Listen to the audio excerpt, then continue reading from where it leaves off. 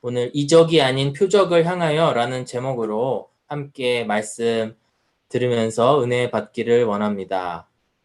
네, 지난주 저희가 요한복음 2장에 있는 가나의 혼인잔치 말씀을 함께 살펴보았습니다. 이제 요한복음이 쓰여진 그 목적 자체가 여러분들 기억하시나요? 요한복음 20장 31절의 말씀인데요. 20장 31절의 말씀을 보면 요한이 요한복음을 쓴 목적이 나와 있습니다. 제가 스크린을 다시 한번 띄워드릴게요. 다 같이 한번 31절을 다시 한번 보시기를 원합니다. 31절 말씀을 보시면 오직 이것을 기록함은 너희로 예수께서 하나님의 아들 그리스도이심을 믿게 하려 함이요 또 너희로 믿고 그 이름을 힘입어 생명을 얻게 하려 함이라 말씀하셨습니다.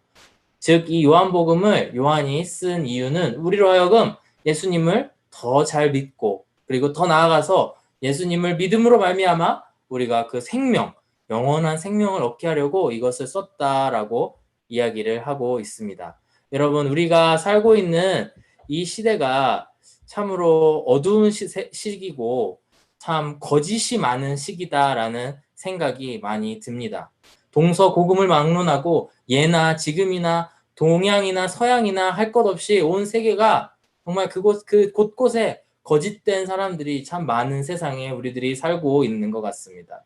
제가 대표적으로 성경에 나오는 솔로몬의 이야기가 생각이 났습니다. 여러분 그 이야기 기억나시죠? 한 아이가 있는데 두 여자가 둘 다 자기 아들이라고 이 아이가 자기 아기라고 주장을 합니다. 솔로몬 왕에게 나와서 이거에 대한 재판을 해달라고 이야기를 합니다. 누가 보든지 간에 한 아이이기 때문에 둘 중에 한 사람은 거짓을 말하고 있다라는 것을 우리는 너무나 잘 알 수 있습니다.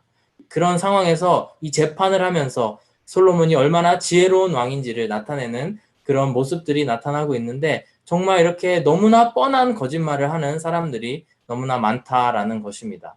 또한 지지난주 우리 대통령 선거가 있었는데 그 이후로 참 누가 대통령이 됐는지 알 수 없는 이런 상황 가운데에 있습니다. 우리가 봤을 때 누구를 더 지지하고 이런 것을 얘기하려는 것이 아니라 정말 그런 애매한 상황 가운데에 각자 자기의 주장이 옳다라고 주장하는 그런 상황들을 통해서 정말 이 세상은 정말 이렇게 정확한 진리가 없는 곳이 있구나라는 생각을 하게 됩니다. 정말 이 세상을 보면은 거짓이 너무나 많고 또 참된 것이 없는 그런 일들이 많이 있다라는 생각이 들게 됩니다. 성경적인 그런 시선으로 성경적인 해석으로 보았을 때 왜 그러냐면은 바로 이 세상을 이 사탄이 지배를 하고 있기 때문이라고 이야기를 합니다. 요한복음 8장 44절의 말씀에는 이렇게 이야기를 합니다. 그 마귀가 이 세상을 통치하고 있는데 그는 거짓말쟁이요 거짓의 아비다 라고 이야기를 하고 있습니다. 이렇게 온 세계가 거짓이 판치고 있는 사이에 정말 이 거짓의 비가 내리고 있는 이 세상에서 우리는 홀로 살아가고 있는데 그 가운데에 이 요한복음의 말씀, 요한복음에 이 쓰여진 목적, 정말 우리로 하여금 예수님을 믿고 그 예수님을 믿음으로 말미암아 생명을 주시겠다라고 하는 이 약속의 말씀이 우리에게는 얼마나 위로가 되는 말씀인지 모릅니다. 더불어 나아가서 우리가 지난주부터 함께 살펴보고 있는 요한복음의 7가지 표적, 예수님이 왜 예수님이시고 예수님이 그리스도 주이신 하나님의 아들이심을 증명하고 있는 그 표적을 7가지 표적을 함께 살펴보고 있습니다. 요한복음의 말씀은 다시 한번 말씀을 드리지만 이렇게 7번에 걸쳐서 예수님이 왜 하나님이 되시고 예수님이 어떤 분이신지에 대해서 증명하고 있는 그 사인, 표적을 이야기를 하고 있습니다.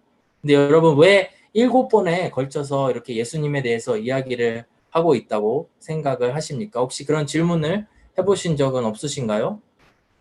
2가지의 이유를 제가 생각을 해보았습니다. 이렇게 7번에 걸쳐서 오늘 이제 2번째 표적에 대해서 이야기를 할 터인데 이렇게 7번에 걸쳐서 이야기를 하고 있는 이유는 바로 예수님의 여러 가지 캐릭터, 예수님의 여러 가지 그 특징들에 대해서 설명하고 있기 때문임이 첫 번째 이유입니다.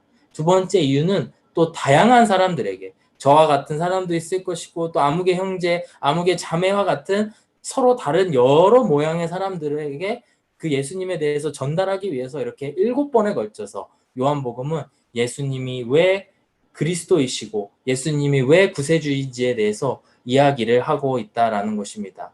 오늘의 말씀을 다 함께 이렇게 성경 봉독으로 읽어보았지만 오늘의 말씀에는 한 사람의 인물이 나옵니다. 그 사람은 바로 어떠한 왕의 신하라는 사람이 나타나고 있습니다. 오늘 함께 읽은 본문의 말씀을 쭉 한번 시간이 되실 때 살펴보시면 총 3개의 신으로, 영화로 따지면 3개의 신으로 이렇게 구별되는 그런 신이 나타나고 있음을 알 수가 있습니다. 우선 43절에서 45절, 맨 처음에 이 세 구절에서는 갈릴리로 들어가시는, 이제 요한복음 4장 앞부분에 보시면은 예루살렘에서 사마리아로 오십니다. 사마리아의 그 우물가의 여인을 만나시죠. 그리고 그곳에서 이틀의 시간을 보내시고 그 북부에 있는 갈릴리, 예수님의 고향인 나사렛이 포함되어 있는 그 갈릴리 지방으로 올라오십니다. 그리고 그곳에서 많은 예수님을 영접하는 무리들이 예수님을 환영하고 예수님을 받아들이는 그런 모습들이 처음에 first scene에 나타나고 있습니다. 두 번째 씬은 바로 46절에서 50절까지의 말씀인데요. 그 중에 가나라고 하는, 지난주에 함께 살펴보았던 그 가나의 혼인잔치가 있었던 바로 그 가나라고 하는 동네에 다시 한번 주님께서 찾아가시게 됩니다. 그곳에서 바로 그 신하를 만나신 것입니다. 그리고 마지막 세 번째로는 그 신하와 헤어지고 나서 그 왕의 신하라고 하는 그 남자가 가버나움, 본인의 아들이 있는, 그 병들어 있는 아들이 있는 가버나움으로 돌아가는 과정에서 있었던 일들을 이렇게 설명을 하고 있습니다. 바로 처음에는 예수님으로 시작했다가 나중에는 이 왕의 신하라고 하는 어떠한 인물로 끝나는 그 스토리가 영화로 따지면은 3개의 신으로 이렇게 정리되어 있는 그 말씀이라고 할 수 있습니다. 자, 오늘 본문으로 들어가시면서 여러분 아마도 이 말씀이 굉장히 여러분들에게 익숙한 말씀일 수도 있을 거라고 생각됩니다. 하지만 이 말씀을 함께 살펴보시면서 왜 하나님께서 이 말씀을 통하여서 요한을 통해 이것을 쓰시면서 예수님의 표적, 예수님의 사인, 왜 이분이 그리스도이신지에 대한 사인을 보여주셨는지, 어떻게 보여주셨는지에 대해서 함께 살펴보면서 은혜를 나누는 시간이 되었으면 좋겠습니다. 우선 43절에서부터 45절까지의 첫 번째 씬의 말씀을 제가 다시 한번 읽어드리겠습니다. 43절 말씀을 보시면은 이틀이 지남에 이제 사마리아에서 떠나서 이틀이 지났다는 것이고요. 예수께서 거기를 떠나 갈릴리로 가시며 친히 증언하시기를 선지자가 고향에서는 높임을 받지 못한다 하시고, 이제 갈릴리 땅 본인의 고향으로 들어가면서 선지자가 고향에서 높임을 받지 못하고 있는데 참 그 갈릴리에서 들어가서 있을 일들에 대해서 걱정이 된다라는 식의 말씀을 예수님께서 하고 계시는 것입니다. 근데 막상 45절에 올라가 보시면은 갈릴리에서 갈릴리인들이 예수님을 영접합니다. 갈릴리에 이르심에 갈릴리인들이 그를 영접하니 이는 자기들도 명절에 갔다가 예수께서 명절 중 예루살렘에서 하신 모든 일들을 보았음이더라 라고 이야기를 합니다.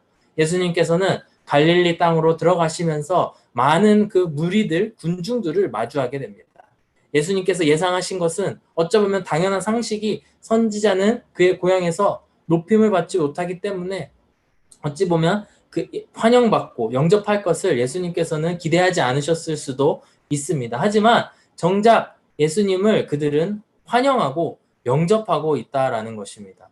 여러분, 어떻게 보면은 이 말씀을 보시면서 예수님을 환영하고 영접하는 것이 너무나 당연하고 그분을 영접하는 것이 너무나 당연하다고 생각이 될 수도 있습니다. 하지만 그 동기가 무엇인지에 대해서 45절 뒷부분에 이렇게 이야기를 하죠. 그 이유는 바로 예수님께서 명절 중에 예루살렘에서 하신 일을 보았다. 즉 예수님께서 명절 중에 예루살렘에 가셔서 베푸셨던 그 일으키셨던 기적들, 다른 말로 이적들을 행하심을 보고 그것으로 인해서 그 예수님을 그들이 환영을 했다라고 하는 것입니다. 그것이 무슨 뜻이냐면은 바로 이 사람들은 예수님의 예수님됨, 예수님의 그리스도됨에 관심을 갖는 것이 아니고 예수님이 행할 그 기적에 대해서 어찌 보면은 그 다른 콩고물이나 다른 좀 부차적인 일들에 관심을 가지고 예수님을 바라보고 있었고 그를 통하여서 얻게 될 다른 혜택들을 기대하면서 예수님을 영접했다라고 하는 것입니다. 그 가운데에 한 남자가 섞여 있었는데요. 바로 46절 이하에 나오는 그 한 신하, 왕의 신하라고 하는 사람이 섞여 있습니다. 그것은 그 많은 군중 가운데에 군중 심리 가운데에 그들 안에 섞여서 그들의 생각이 옳고 그름을 따지지 아니하고 요한은 분명히 이야기하고 있습니다. 그들의 동기가 잘못되었고 그들은 예수님을 기다린 것이 아니고 예수님을 통하여서 얻게 될 그 이적을 통해서 얻게 될 그 부차적인 것을 기다리고 있었다라고 이야기하는데 이 한 남자는 바로 이 군중 가운데에 섞여서 그들을 기다리고 있었다라는 것입니다.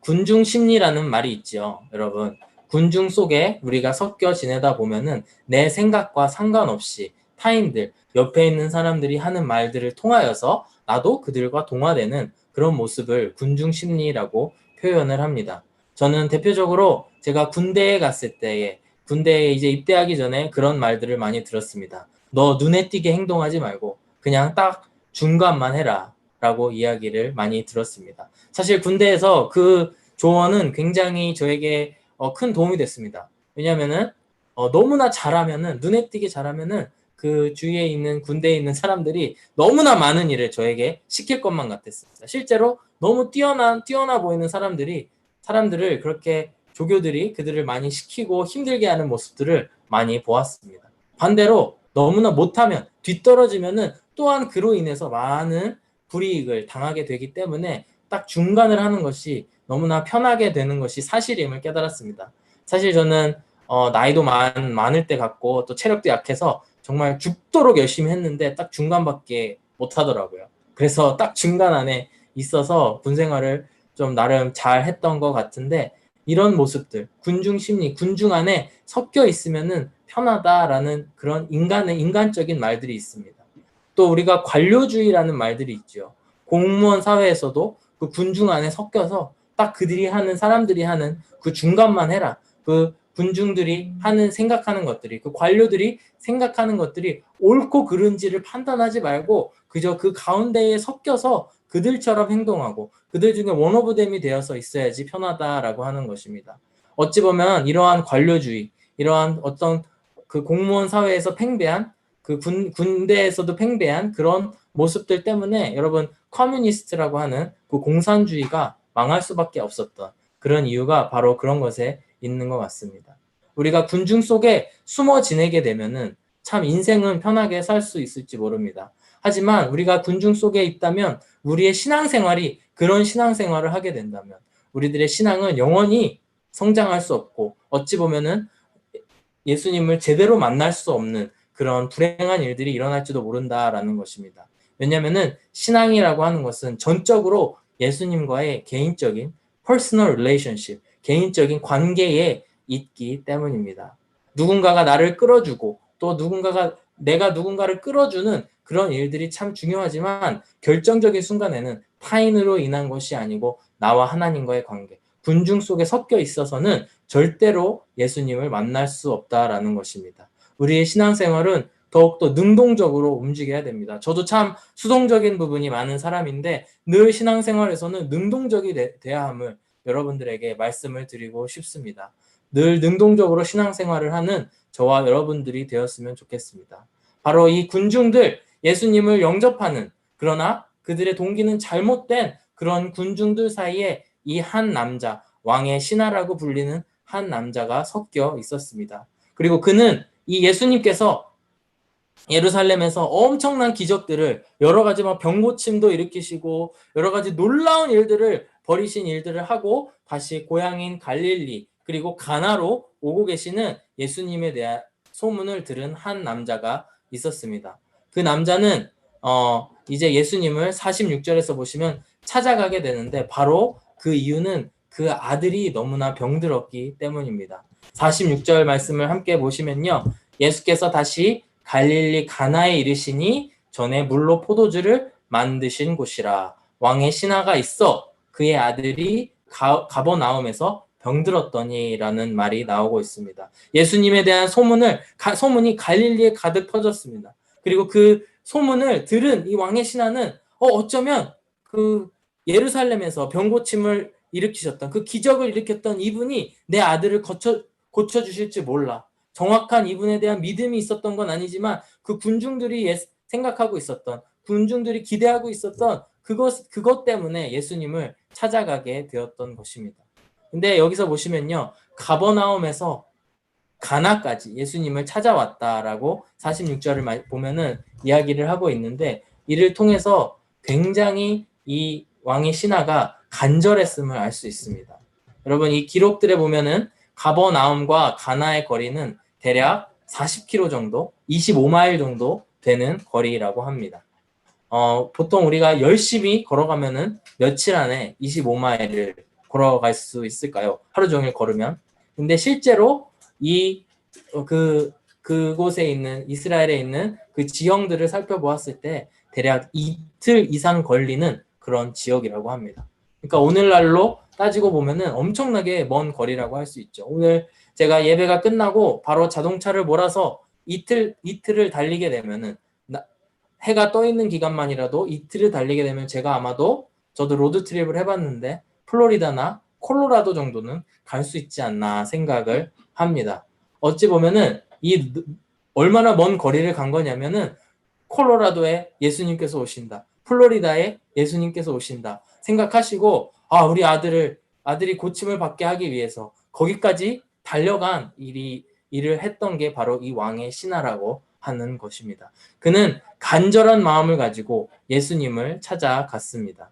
그리고 그 가운데에 47절 이하의 말씀을 보시면은 47절 말씀 함께 보시겠습니다. 그가 예수께서 유대로부터 갈릴리로 오셨다는 것을 듣고 가서 청하되 내려오셔서 내 아들의 병을 고쳐주소서 하니 그가 거의 죽게 되었음이니라. 그가 이제 예수님을 찾아가서 너무나 간절하게 빈 것입니다. 예수님, 우리 아들이 죽게 생겼습니다. 제발 고쳐주시옵소서. 우리가 살다 보면은 참 내 힘으로 해결할 수 없는 일들을 만나기 마련입니다. 제가 교회 생활을 오래 하다 보면은 인생에 큰 어려움이 없어서 별로 예수님께 매달릴 필요가 없다라는 식으로 이야기를 하는 사람들을 종종 만나게 됩니다. 사실 저도 그런 사람들 중에 한 사람이었습니다. 하지만 그러다가 같이 이렇게 신앙생활을 하다 보면은 그렇게 평탄했던 한 사람에게 어려움이 닥쳤다는 소식이 들려오기도 합니다. 어떠한 질병이 그를 찾아오고, 아니면 어떤 재정적인 어려움이 찾아오거나, 아니면 다른 어떤 관계적인 어려움들이 찾아와서 그 사람의 삶이, 평탄했던 삶이 무너지게 되는 그런 일들을 보게 됩니다. 그런 일들을 들었을 때에 너무나 안타까운 마음에 그 형제나 그 자매를 위해서 기도를 해주면서도 동시에는 이런 생각이 들게 됩니다. 이제 예수님을 간절하게 구할 타이밍이 왔구나. 예수님을 이제는 간절하게 찾겠구나 하는 생각을 하게 되는 것입니다. 사랑하는 여러분, 이 왕의 신하라고 하는 사람은요, 예수님에 대한 정확한 믿음이 있었던 사람은 아닙니다. 하지만 이 사람이 너무나 간절하고 그 아들이 죽게 생겼기 때문에 그 상황 가운데에 예수님으로 찾아오는 선택을 하게 되었던 것입니다.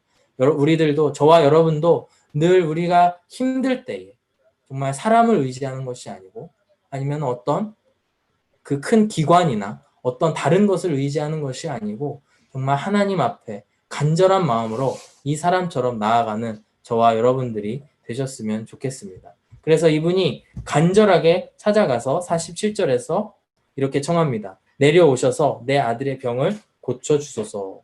예수님께 오셔서, 예수님, 저 멀리 이틀 거리에 있는 아들에게 오셔서 제발 당신의 능력으로 이 사람을 고쳐주시옵소서라고 이야기를 합니다. 그랬더니 예수님께서는 48절에서 이렇게 말씀을 하십니다. 너희는 표적과 기사를 보지 못하면 도무지 믿지 아니하리라 이야기를 합니다. 어찌 보면은 예수님께서 하신 이 말씀이 너무나 뜬금없고 참 차가운 말씀처럼 들릴지도 모르겠습니다. 예수님께서는 이 사람을 보시면서 너가 표적과 기사를 쫓는 거에 대해서 어떻게 보면은 그 기적적인 그런 사건들을 기다리고 쫓는 것을 보시면서 정말 너의 중심이 잘못되었다라는 것을 짚어주십니다. 하지만 그러시면서도 50절 말씀에서 보시면 가라 내 아들이 살아있다 하고 고쳐주시는 것을 알 수 있습니다. 참 이 왕의 신하라고 하는 사람을 보면요. 이 사람의 그런 예수님에 대한 이해, 예수님에 대한 생각이 얼마나 잘못되어 있는지에 대해서 알 수 있습니다. 우선 첫 번째로는 이 사람은 예수님이 하나님 되심을 생각하지 않고 있는 사람이라는 것입니다. 이 사람은 예수님께 직접 와달라고 요구를 합니다. 예수님은 어떤 분이시냐면 어떤 곳에서든지 말씀으로 다른 사람들을 치유할 수 있는 분이십니다. 하지만 이 사람은 하나님이심을 그가 무소부재하신 어느 곳에서나 계시는 하나님이심을 잊어버리고 아니면 알지 못하고 예수님께서 직접 와달라고 그에게 청하고 있습니다. 또한 49절에 보시면은 내 아이가 죽기 전에 꼭 내려와 주십시오라고 이야기를 합니다. 이걸 통해서 예수님께서는 그 시간과 또한 죽음과 생명까지도 주관하신 하나님이심을 죽은 사람도 죽은 나사로도 고치신 예수님인데 죽은 사람들까지도 고치시는 사람이심을 생각하지 못하고 있다라는 것입니다. 마태복음 8장에 보시면은 너무나 비슷한 사람이 나오는데요. 백부장이라는 사람이 나옵니다. 백부장 또한 그 나라의 녹을 먹고 있는 그 군대에 속한 사람인데 이 백부장은 예수님께 엄청난 칭찬을 받습니다. 이스라엘의 그 어떤 사람들보다도 이만한 믿음을 보지 못했다 이야기를 하는데 그는 예수님에 대해서 뭐라고 하시냐면요. 예수님께서 너희 집에 가겠다라고 말씀을 하시는데 반대로 이 백부장은 예수님 오지 마십시오. 그저 말로만 말씀으로만 말씀하시고 그 하인을 낫게 하여 주시옵소서라고 이야기를 했더니 예수님께서 이러한 믿음을 가진 사람을 본 적이 없다라고 말씀을 하시면서 내 믿음대로 될지어다라고 말씀을 하시는 것입니다. 즉 예수님께서는 정말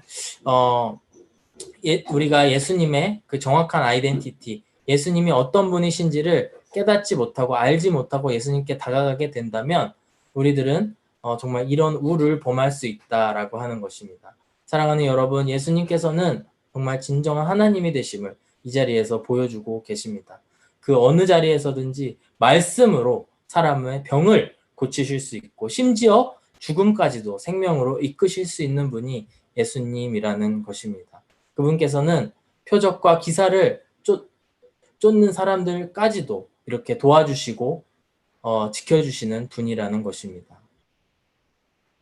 그러면서 50절 말씀을 보시면은 예수께서 이르시되 가라 내 아들이 살아있다 하시니 그 사람이 예수께서 하신 말씀을 믿고 가더라 라고 이야기를 합니다. 이 사람은 예수님께서 하신 말씀을 받아들이고 그 발걸음을 다시 한번 가버나움으로 가게 된다라는 것입니다. 사랑하는 여러분, 이 사람은 이 신하라고 하는 사람은 정말 그 예수님의 본질을 쫓은 것이 아니고 예수님의 표적을 쫓은 것이 아니고 예수님께서 행할 그 이적을 쫓아갔다라는 것입니다. 우리들의 신앙생활에서도 정말 예수님의 그 중심, 예수님의 예수님됨을 쫓지 아니하고 예수님께로부터 받을 어떤 재정적인 도움, 예수님께로부터 받을 어떤 치유함을 쫓는 것이 아니고 정말 예수님을 쫓아가는 그런 우리들 청년부 한 사람 한 사람이 되었으면 좋겠습니다. 우리 세 번째 그 신으로 넘어갈 텐데 이제 이 신하라고 하는 사람은 예수님과 헤어지고 다시 한번 가버나움으로 돌아가게 됩니다. 대략 이틀이나 걸리는 거리이기 때문에 그 길을 걸어가면서 정말 그 사람은 반신반의했던 그런 모습을 알 수 있고요. 또 가는 길에 그 종들을 만나게 됩니다. 다시 한번 우리 51절에서 53절까지 한번 읽어보겠습니다. 51절 말씀에 내려가는 길에서 그 종들이 오다가 만나서 아이가 살아있다 하거늘 그 낫기 시작한 때를 물은즉 어제 7시에 열기가 떨어졌나이다 하는지라. 그의 아버지가 예수께서 내 아들이 살아있다 말씀하신 그 때인 줄 알고 자기와 그 온 집안이 다 믿으니라. 아멘. 이 정말 그 무리들 가운데에서 그 군중 심리 가운데 있었던 이 신하가 바로 두 번째 신에서는 예수님을 만나게 됩니다. 예수님을 만나게 되고 예수님께 구하게 됩니다. 그랬더니 예수님께서 응답하시기를 말씀하시기를 너의 아들이 나았다라고 이야기를 합니다. 하지만 이 신하는 그 예수님의 말을 온전히 믿지는 않았던 것 같습니다. 그걸 어떻게 하냐면은 가는 길에 그 아이가 살아있다라는 소식을 듣게 됩니다. 만약에 예수님께서 하셨던 말씀을 그대로 믿고 정말 그 확신에 가득 찼던 사람이면은 이렇게 대답했을 겁니다. 거봐라, 거봐라, 내가 그럴 줄 알았다. 예수님께서 그렇게 말씀하셨다라고 이야기를 했을 텐데 오히려 되묻습니다. 몇 시에 그런 일이 있었니? 몇 시에 예수님께서 몇 시에 아들의 병이 낫기 시작했니? 라고 물으니 7시라고 대답을 하는 것입니다. 그제서야 7시라고 하는 것은 오후 1시 정도를 이야기한다고 합니다. 오후 1시부터 아들이 낫기 시작했다라는 소식을 듣고 나서 이 사람은 예수님께서 말씀하신 그 시간과 이 아들이 낳았던 그 시간이 맞아 떨어지는구나. 정말 이분이 그분의 말씀을 통하여서 이 아들이 낫게 되었고 그로 말미암아 이 예수님이 진정한 하나님이시고 또 우리를 구원해 주실 그 그리스도이시구나라는 것을 알게 되었다라는 것입니다. 사랑하는 여러분, 우리의 신앙생활을 한번 돌이켜 보았으면 좋겠습니다. 우리들도 늘 그 군중심리 가운데에 살아가면서 군중심리 가운데 살아가면서 정말 무엇이 옳고 그름보다는 정말 하나님께 옳고 그름보다는 정말 그 군중들이 생각하는 그런 것들을 쫓아서 살아간 그런 신앙생활의 시간들이 있을 줄로 압니다. 하지만 우리가 어려움을 겪게 되었을 때에 예수님을 찾아갈 수밖에 없고요. 찾아가서 예수님을 대면하고 personally 개인적으로 예수님을 만나게 되었을 때 예수님께서 우리에게 바른 길로 우리를 바른 길로 인도해 주신다는 것입니다. 그리고 시간이 지났을 때에 우리는 비로소 알게 된다라는 것입니다. 예수님밖에 없음을 예수님께서 진정한 하나님이심을 알게 된다라고 하는 것입니다. 사랑하는 여러분, 오늘날에도 이런 기적들이 있다고 생각을 하십니까? 제가 자주 이렇게 읽는 책 중에 신학서적인데요. 기적의 은사는 오늘날에도 있는가라는 참 어려운 주제를 다룬 책이 있습니다. 병고침이나 예언이나 어떤 귀신을 내쫓는 축귀나 이런 은사들이 예수님 때에는 분명히 있었는데 오늘날에도 있냐라는 것입니다. 이런 거에 대한 서로 다른 의견을 가진 4명의 신학자가 서로의 의견을 나누는 책이 바로 이 기적의 은사는 오늘날에도 있는가라는 책인데요. 크게 4가지의 그들의 입장이 있지만 저는 이것을 3가지의 큰 입장이 있습니다. 하나님의 은사, 그런 병을 고치는 은사는 완전히 끝났다라는 그룹이 있고요. 또 한 축은요. 가능하지만 굉장히 조심해야 된다. 영어로는 open but cautious. 그렇게 열려있지만 조심해야 된다라는 입장이 있고요. 반대로 은사주의, 즉 성령을 받은 모든 사람들은 모두 은사가 있어서 방언도 해야 되고 병고침도 해야 되고 그 중에 뭔가 하나는 해야 된다라고 주장을 하는 사람들도 있습니다. 여러분, 어떤 입장이 맞는 입장일까요? 저에게 물어보신다면 저는 이렇게 대답하겠습니다. 잘 모르겠습니다. 그리고 나중에 하나님께서 오시면 하나님을 만나게 되면 그때 뭐가 옳은 건지 우리는 아마 물어볼 수 있을 것입니다. 하지만 저를 포함한 우리 남침내 교단 그리고 많은 복음주의 학자들은 제가 2번째로 소개한 open but cautious 열려있지만 굉장히 조심해야 된다라는 입장을 가지고 있습니다. 왜 그럴까요? 왜 오픈일까요? 바로 하나님께서는 본인의 구속 사역을 구원의 사역을 하시기 위해서 얼마든지 다시 기적을 베푸실 수도 있다라는 것입니다. 그런 의미에서 이런 기적적인 일들이 우리 삶 가운데에 일어날 수 있음을 저는 믿고 있습니다. 단적으로 이슬람 지역에 그런 중동이나 아프리카 지역에 있는 이슬람 사역을 하시는 선교사님들을 만나게 되면은 이런 동일한 이런 꿈에 대한 간증들을 많이 듣게 됩니다. 어느 날 갑자기 어떤 이슬람 아무개 사람이 와가지고 당신 크리스찬입니까? 물어본다는 겁니다. 맞다, 나는 크리스찬이다 라고 이야기를 하게 되면은 갑자기 자기의 꿈에 대한 이야기를 하는데 갑자기 어린 양의 모습을 한 어떤 그 어린 양이 나타나서 예수를 믿으라 라는 이야기를 했다라는 것입니다. 저는 이런 간증을 여러 번 들어봤습니다.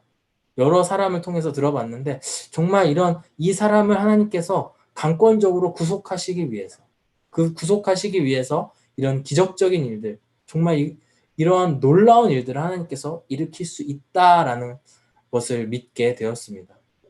하지만 우리는 또한 cautious, 굉장히 조심해야 되는데요. 왜냐하면 우리들의 신앙의 중심이 이런 기적적인 일들이 되어서는 안 되기 때문입니다. 예를 들어서 이 이슬람 속에서 그 꿈에 대한 이야기로 연장해서 이야기하자면 그렇게 한 번, 두 번 어린 양에 대한 꿈을 꿨다고 해서 그 어떤 사람이 그 이슬람 출신인 그 사람이 계속해서 꿈을 통해서 주님 하나님의 응답을 주시옵소서라고 기도를 한다면 그거는 너무나 한쪽으로 치우친 잘못된 신앙이라는 것입니다. 사랑하는 여러분, 우리가 언제든지 하나님의 그런 기적적인 일들이 있음을 기대하고 기다려야 됩니다. 하지만 동시에 굉장히 조심해야 되는데요. 그것이 뭐냐면 우리의 신앙의 중심이 이러한 기적적인 일들에 우리의 초점이 맞춰지는 순간 그것 자체가 우상 숭배를 하는 일이 된다라는 것입니다. 아마도 그러한 우리들의 모습 때문에 그러한 우리들의 빠질 수 있는 함정 때문에 예수님께서는 48절에서 이렇게 말씀하시는 것 같습니다. 너희는 표적과 기사를 보지 못하면 도무지 믿지 아니하리라. 우리 신앙의 중심은 표적과 기사, 즉 이런 기적적인 사건이 아니라 그리고 그곳에서부터 얻을 수 있는 어떠한 혜택, 어떠한 이득이 아니고 오직 예수님 그분 한 분, 예수님을 바라보는 그런 마음이라는 것입니다. 우리가 어떻게 구원을 받을 수 있겠습니까? 바로 믿음으로 구원을 받을 수 있다라는 것입니다. 그리고 믿음은 어디서 납니까? 바로 하나님의 말씀을 들음에서 난다고 로마서에서는 이야기를 하고 있습니다. 바로 이 왕의 신하처럼 예수님께 다가가고 예수님께 개인적으로 자기 자신을 오픈하면서 말씀 앞에 섰을 때에만이 우리가 온전한 믿음을 가질 수 있고 그 믿음으로 말미암아 우리가 예수님과 더 가까워지고 우리가 구원을 받을 수 있다라는 것입니다. 사랑하는 여러분, 절대로 우리가 이런 기적적인 일들을 바라고 또 그 놀라운 일들을 사모하는 것이 잘못된 것은 아닙니다. 하지만 늘 우리는 조심해야 됩니다. 그 어떤 거라도 예수님을 사랑하는 일, 예수님만 따라가는 일을 앞서 버린다면 그것이야말로 예수님께서 너희가 이적과 표적과 어떤 놀라운 일들만 기다리고 있는구나. 도무지 믿지 아니하리라. 라고 이야기하는 그런 예수님의 말씀을 예수님의 말씀을 기억해야 되는 줄로 믿습니다. 우리가 예수님을 만난 사람이라면 우리들의 신앙이 점점 성장해야 될 줄로 믿습니다. 이 왕의 신하처럼 처음에 예수님을 찾아왔을 때에는 나의 필요, 나의 부족함, 나의 어떤 질병, 그것들의 고침을 받기 위해서 왔을 수도 있을 것입니다. 하지만 우리가 나날이 신앙생활이 길어지고 또 우리가 점점 예수님을 사랑하게 됨으로 말미암아 우리는 이적이 아닌 어떤 이런 기적적인 일이 아닌 예수님의 예수님 되심, 그 사인 되시는 표적을 쫓아가야 된다라는 것입니다. 사랑하는 여러분들은 어느 인생 가운데에 있습니까? 정말 아직 예수님을 100% 믿지 못하고 있는 상황 가운데에서 예수님께 정말 구할 것을 구하고 있는 그런 이 왕의 신하의 첫 번째 정말 군중 속에 있는 그런 삶 가운데 계십니까? 아니면은 여러분들 가운데 너무나 무언가가 필요하고 갈급하고 간절해서 예수님을 찾아가고 계시는 중에 있습니까? 아니면 마지막으로 나아가서 정말 예수님의 표적을 바라보고 정말 그 온 가족이 예수님을 믿었다라는 기록이 나와 있듯이 예수님을 믿는 믿음 가운데에 계시면서 더 이상 이적을 구하는 것이 아니고 예수님의 표적 대신 예수님의 그 사인을 쫓아가는 여러분들이 되고 계시는지 한번 우리들의 신앙생활을 이 말씀을 통해서 기억했으면 좋겠습니다. 여러분, 우리가 이 성경을 읽으면서 이적, 표적이라고 이렇게 기록되어 있는 원어 헬라어는 바로 시메이온이라고 하는 성경 단어인데요. 나중에 사인이라고 하는 영어 단어의 그런 어원이 된 단어입니다. 근데 이 세메이온이라고 하는 단어는 두 가지로 해석이 됩니다. 바로 영어로 말씀드리면 사인이라는 단어, 정말 그 표적, 표시, 어떤 마크, 그런 단어로 해석이 되기도 하지만 동시에 기적이 되기도 한다라는 것입니다. 이것은 참 아이러니한 그런 이 단어의 어원이라고 생각이 됩니다. 이 한 사건을 바라보면서 이것을 바라보면서 그 가운데 그 기적적인 일들만 쫓아가는 여러분이 되는 것이 아니고 그 가운데 예수님의 예수님 되신 예수님만을 사랑하는 그런 저와 여러분들이 되시기를 간절히 바랍니다. 사랑하는 여러분, 이적이 아닌 표적을 향해 쫓아가는 바로 그 등대 되시는 우리의 빛 되시고 생명 되시는 예수님의 중심을 쫓아가시는 저와 여러분들이 되시기를 간절히 축복합니다. 다 함께 기도하겠습니다. 사랑이 많으신 하나님 아버지 감사합니다. 오늘 두 번째 하나님의 그 표적의 말씀을 통하여서 왜 예수님이 예수님 되심을 이 시간 기억하기를 원합니다. 예수님께서는 무리 중에 있는 우리들을 구원하시기 위해서 이 땅 위에 오셨습니다. 그리고 마침내 우리로 하여금 예수님을 온전히 믿게 하시기 위해서 이 땅에 오신 분이 예수님임을 믿습니다. 그 예수님의 표적을 쫓아가는 우리들 한 사람 한 사람 될 수 있게 주여 인도하여 주시옵소서. 감사드리며 예수님의 이름으로 기도드렸습니다. 아멘.